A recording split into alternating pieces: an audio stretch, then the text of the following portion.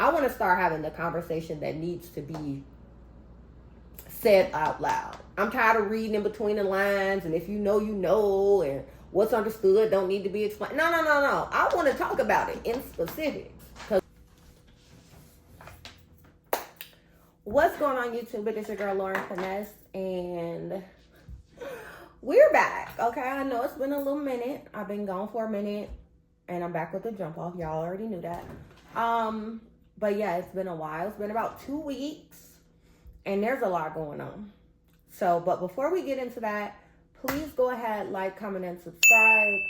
If this is your first time here, welcome. And if this is your 13th, 15th, 22nd time here, I welcome you back with open arms. But we haven't had a talk like this in a very long time.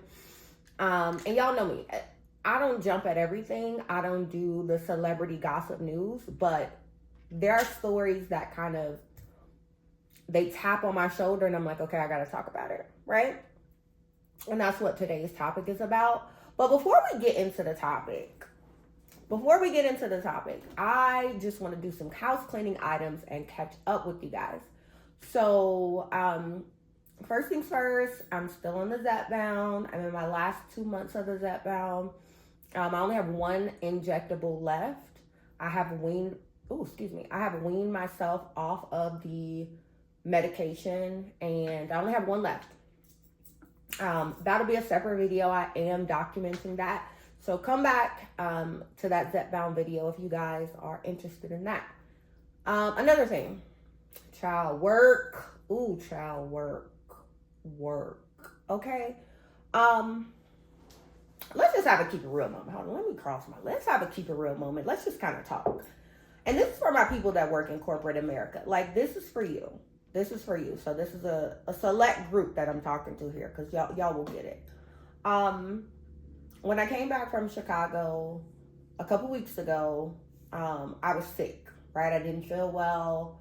And I did take a couple of meetings while I was in Chicago on PTO because the pace of my project, I just could not take a day where I was just out of communication the whole day. Like, I'm the PM, I need to be there, I need to, there are things that I need to do. And I did that. But when I got back, the project just started to go left. And there were a lot that happened. I won't get into too many details, but let me say this.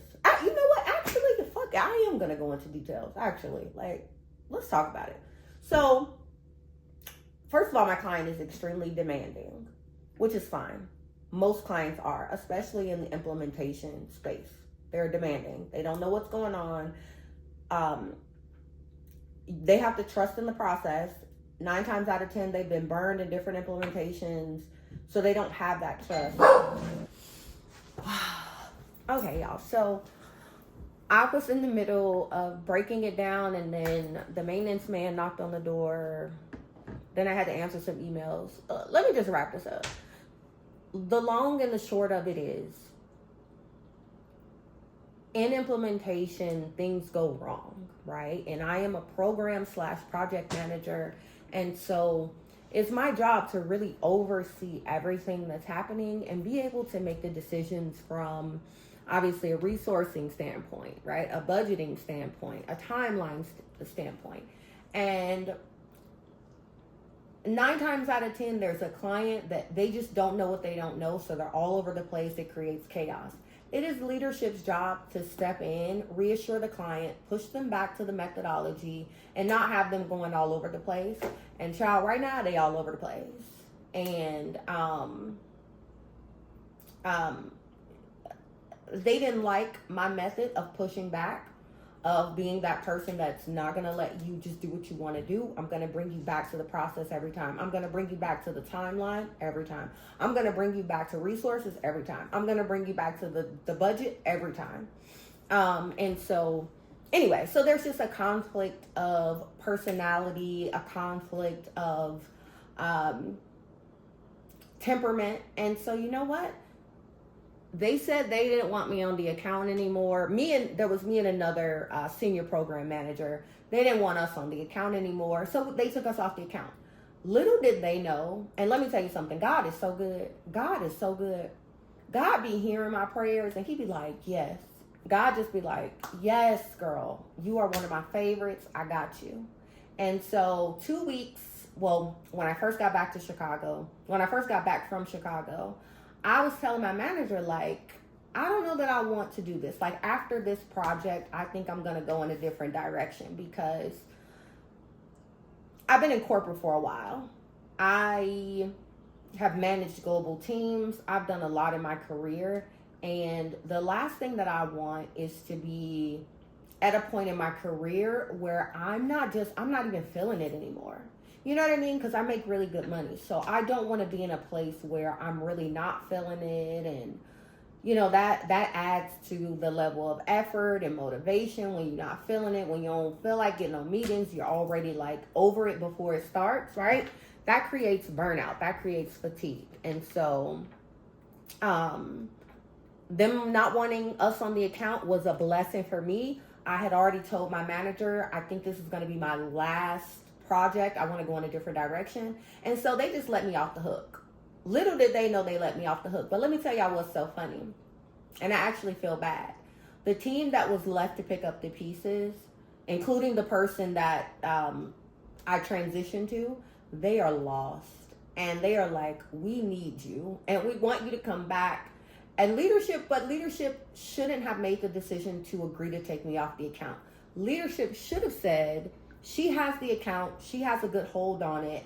We are going to bring in some support to take care of some of these items. Because the push and pull of it all was that my client was so overwhelmed and concerned with the unknown that they were missing what was in front of us, the deliverables in front of us. And so they were asking about things that are due in 2026, and there were things that were due this week. And I'm like, hey, I know you have questions about this, but this is where we are. This is phase 1. You're asking about phase 2 items. We're not there yet.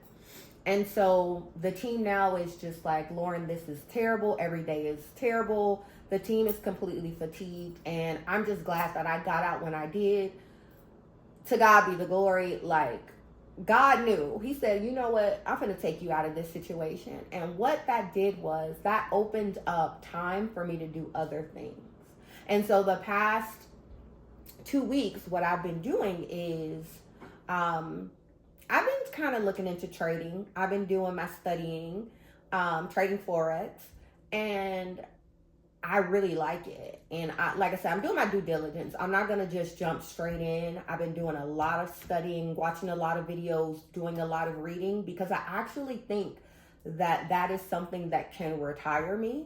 I believe that that is an avenue that will take me out of corporate. And so I'm feeling good. I'm just feeling good overall, but that is why I have been MIA, because I have been really dedicated to what I got going on in my life. I've been dedicated on the next steps that I'm trying to put forth for my life. Okay. So they tried to hand me lemons, and child, I done made lemon meringue pie. Okay. With a Cool Whip scoop on the top. God is good. That's all I got to say. God is good. So anyway, thank y'all for listening to me vent, because child, I definitely needed to get some of that out, because I don't want to be left with that feeling. And those of y'all that work in corporate, you know how that goes. And I'm somebody that's like management and a part of leadership, but I still have people above me that have to make decisions. And so, child, we coming off the plantation, and we are planning to make our own way, our own money. And so I'm thinking about starting a trading channel. I said all that to say this, okay? I'm thinking about starting a trading channel. I'm not a guru. I'm not trying to sell anything. I'm not trying to give people advice. But I do want to document my journey, because it probably can help a lot of people. And there, I'm sure, are a lot of people that want to get into trading, but they don't know where to start.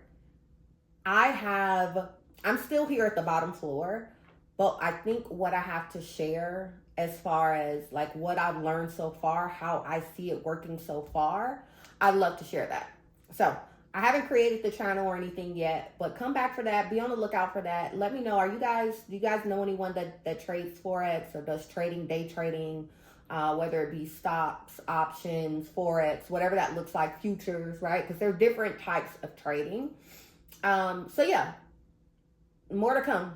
More to come. But let me tell you something. They definitely closed that door, and it just opened up a whole new world for me. All right, y'all. Let's get to why we're here.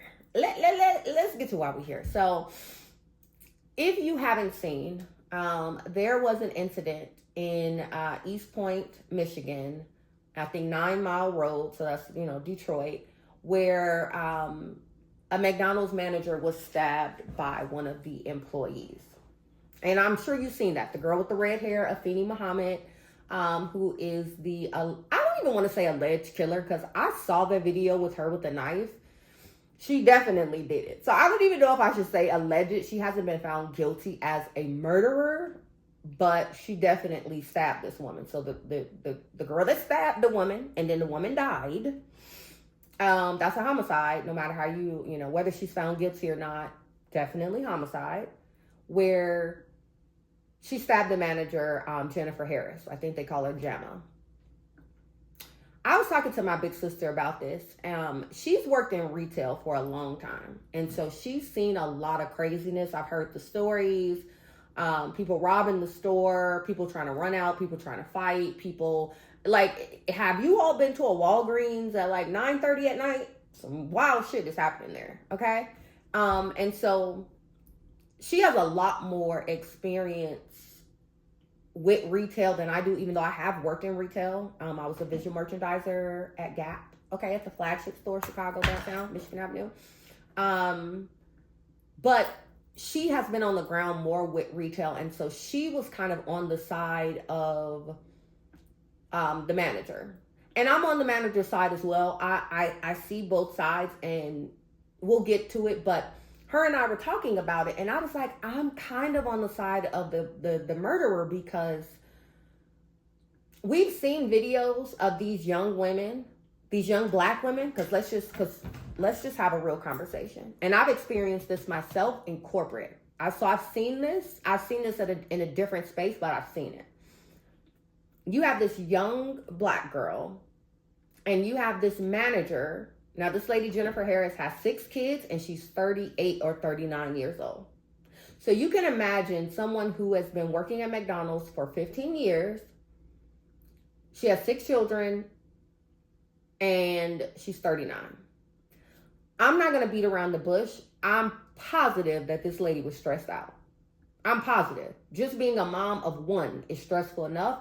Having 6 children, I don't know how many baby daddies. I don't know if it's baby daddy drama. I don't know if she has a husband. It don't sound like it. I could be wrong, but it doesn't sound like it. And she's been working at McDonald's for 15 years. Nothing wrong with that. But for somebody that has 6 kids, I don't know that working at McDonald's for 15 years is enough to really support 6 children, especially in 2025. Especially her older children, who maybe they can start to fend for themselves. I don't know, but it just isn't enough to support 6 children. And I believe she's a single mom. It just isn't enough. So I imagine, and I've seen and heard stories of these Black women, and I'm going to just say it, these Black women who are in positions of power, taking it out specifically on younger Black girls.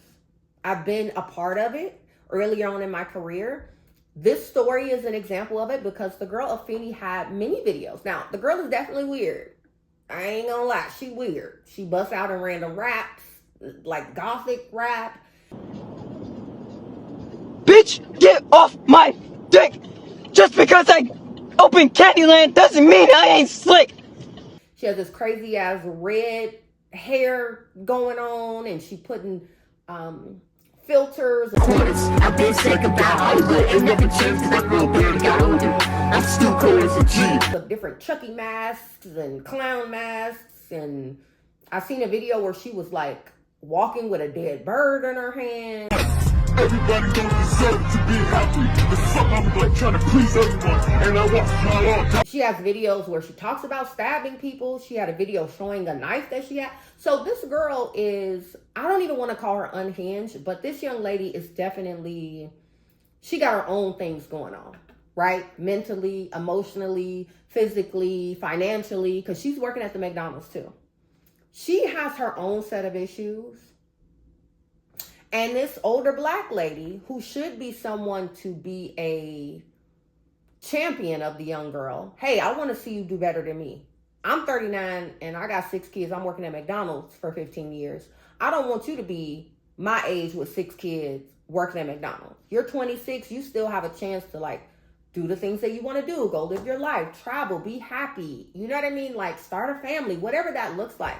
But you would expect an older black woman to come from that place of an elder, even if you're not that old, but just as an elder in the sense of somebody bringing upliftment, encouragement, and wise words to someone who has come behind you. So in that respect, I'm on the young girl side because I've seen it. Do you guys remember there was a video about a girl who was tracking how she was coming to work at the Dollar Tree, and there was an older black lady manager with a bunch of kids coming to work and just being nasty with that girl, and she was recording it. That lady was like, oh, you ugly. Look at your hair. Look at your nails. You an ugly bitch. You did. This is the manager talking to this young lady, this young black girl. So I've seen it happen. What happened with me in corporate, I remember when I first went over to Budapest. This was my very first global assignment. This is when I lived in Budapest. And so while I was in Budapest, I changed my my return ticket home. I actually came home like 2 weeks early. And so I changed the flight information. And the office manager, she had given me the credit card. She said, so it's a fee, just bill it to the company credit card. Don't worry about it. Just send me the, confirmations and everything so I can track it. I did exactly that.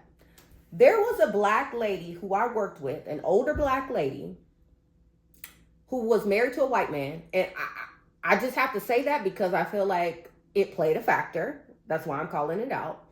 And she had this like Valley girl accent. And I know y'all know what I'm talking about. The black girls that I talk proper. I know I talk proper. But I'm talking about the black girls who they're put on a whole accent that's like, maybe that's the way you grew up, but it's a little, it seems forced. And for her, I was looking at her, girl, it was forced. She's like, oh my God, I can't believe that you came into the office. Really? One of those. Okay, if you know, you know. And this ain't to like tear nobody down, but if you know, you know. Like, let's just have a honest and real conversation. So anyway, she had reached out to me and she had put a bunch of people in the email, like, who gave you permission to change your flight and da-da-da. And I'm like, whoa. Firstly, you're not my manager. You're not my first, second, third, fourth, fifth line manager. You are nowhere in the organizational structure above me. That's the first thing. Who are you talking to? Right? I had to get into that bag. Secondly, I'm a grown woman. Like, your tone with me is completely dismissive. So let's go ahead and fix that too while we're at it. Okay? Because what you won't do is think that you can walk over me. And I wish that these younger girls had that in them. But it is up to us to like give them that structure, give them that like feedback of this is what you should watch out for. This is how you should maneuver in corporate. This is how you should maneuver at your job, whatever your job is, right? We should be, if we're in the workplace with those girls, we should be the ones giving them that game. And that goes for anybody. Anybody in your demographic, you should be the person giving them the game, because if it were you, you would want somebody to do that for you. And in the end, we all win. The organization will meet its goals and everybody will win. Everybody will get a bonus. Everybody will be happy. Everybody will smile. Okay? But not everybody think like that, because people have things going on at home that they bring into the workplace. And that's the biggest issue that I have. So in that case, she sent the email and it was very condescending and everything like that. And I'm like, well, I already talked to the office manager who gave me the credit card. So I don't even understand, why are you checking the work of the, because she was like an accountant. So I understood why she looked at it, but all of the documentation that I provided, it was there. So it really would have took her 2 minutes to check with the office manager versus skipping around the person who owns the process, which is the office manager, the person that owns the credit card, which is the office manager. It didn't make sense for you to go around the office manager and go to me. You didn't do your due diligence. You didn't do your investigation. You didn't even look into it. No, you just saw, who does this young black girl think that she is? She is out of the country in Europe, in Budapest, managing a global team, because I had teams in Singapore, Budapest, Bogota, Colombia, in the United States out of my office, which is in Deerfield, Illinois. And I had a couple of people in Canada. So you mean to tell me that this young girl, she managing a global team, she living her best life, she had the audacity to change her flight accommodations? She didn't run it past me. I didn't need to, ma'am. Right? And so that was like the first incident. And I was like, when I saw she put an email with everybody on it, like that type of email. And then I had to correct her in that same email. Because baby, I'm not one of them. I'm not going to capitulate to none of that. I'm not. I'm just not. And it's not even an attitude thing. It's not a diva thing. It is I will be respected because I put in the work and I've earned that respect. And no one is going to come in and disrupt the groundwork that I've laid. Period. No one's going to take it away from me. I'm a go-getter in that way. It is what it is. So anyway, I had a couple run-ins with her when I got back to the States because it was just like something. And I remember telling one of my directors, so her and I were very close, hanging out on weekends, knew each other, family, that type of close. And her and I would be making fun of her all the time. Now, this was a white lady who was my director and her like this, right? But she's in my age group and she was a director. That's who I looked up to, right? This was this Jewish woman from the north side of Chicago. I love her down. Still one of my most favorite people. That is who was giving me the game. That is who was like, Lauren, you need to do this. That is who my director was in those rooms and was speaking up for me. It should have also been the black lady, right? So for me, I automatically go to the young girl because I've been in that position. Now,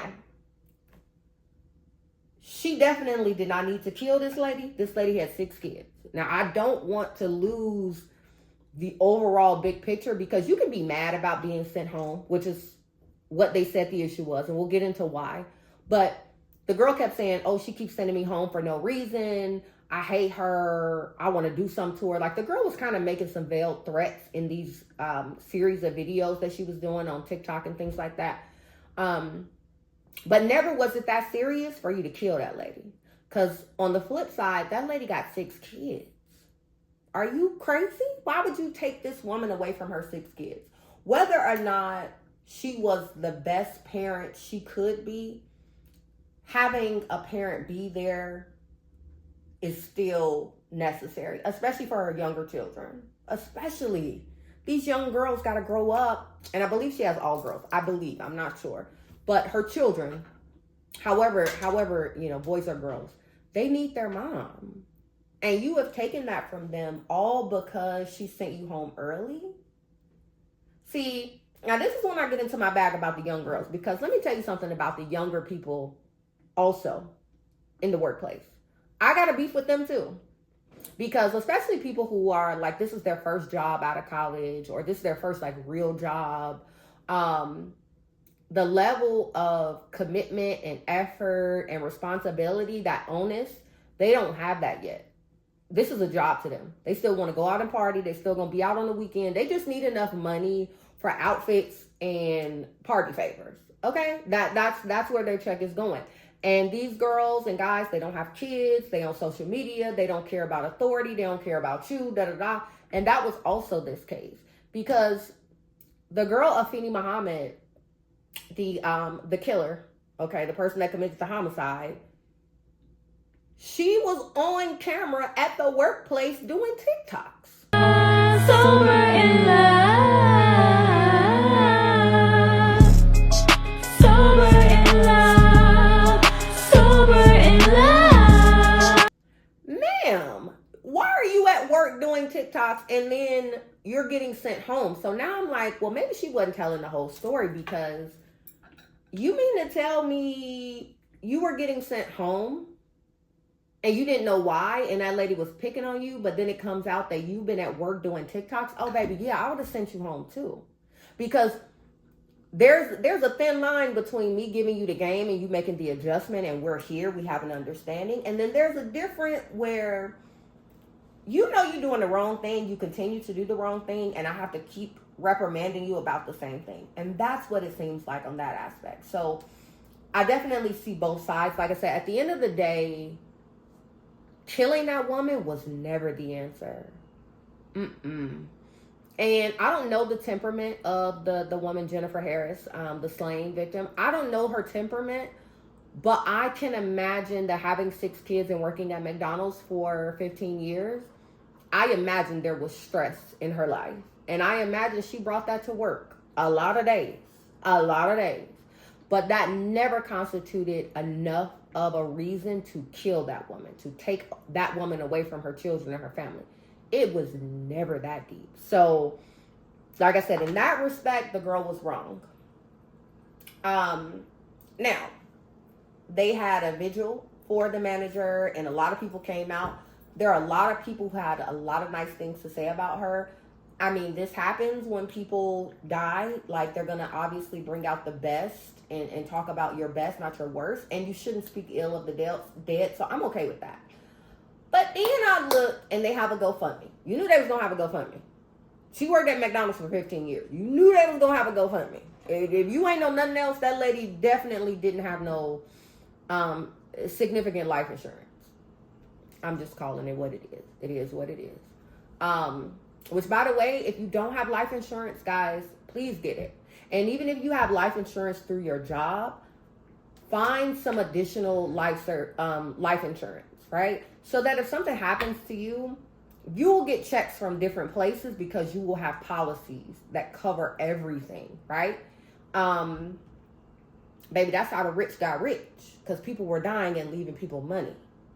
We always talk about generational wealth, and I think it is consistent across a lot of people's opinions that life insurance for your loved ones is the best way to establish generational wealth. Because if something happens to me, when I go, I have my mom and my son as beneficiaries. They will be fine. They'll be able to cover the bills. Oh, that's the air coming on. I was like, what? They'll be able to cover the air. They'll be able to cover the bills, cover incidentals, cover a funeral, whatever they need to do, because I put that in place. So if you haven't already, and even if you have insurance through your job, through your employer, which I do, I also have additional policies over here. I also have policies for my mom and my son as well. So if something happens to them, I'm not in a bad position because I have policies on them. And if it's one bill that I'm gonna pay, it is my insurance bill with the policies that I have on my mom and my son, just because it's the best thing to do, y'all. So anyway, the GoFundMe. This lady gotta go. I ain't gonna say this lady because she ain't do it. She did. She's deceased, excuse me. Her family created a GoFundMe, and the goal is $1 million. Now let me say this, cause we gotta have a real conversation, y'all. It's one thing to make sure your family is supported, and I think $1 million, it sounds good on paper, but I also want to be fair in that don't be greedy. And I hate to say that, but it's a little bit of greed in there. This woman worked at McDonald's for 15 years. Baby, to make $1 million, I don't even think she made $1 million in the 15 years that she worked at McDonald's. So I don't know that $1 million GoFundMe is realistic. It's a little bit greedy. Now, the last time I looked, they were at like 24,000. It's like 2% of the goal, right? They still have a long way to go. But $1 million is crazy. I think maybe because she has 6 kids, I would say maybe, somewhere of 25,000 to 50,000 per child, right? I think that would have worked. I just think $1 million is a little excessive because this lady ain't neat. And I don't know her, but I don't think this lady even made $1 million in her lifetime, let alone doing a GoFundMe for $1 million. I just think that that's a little bit greedy. Don't get mad at me. I'm just saying what some of y'all be thinking. And sometimes we just have to have a real conversation, because I'm tired of having the conversation that isn't being had.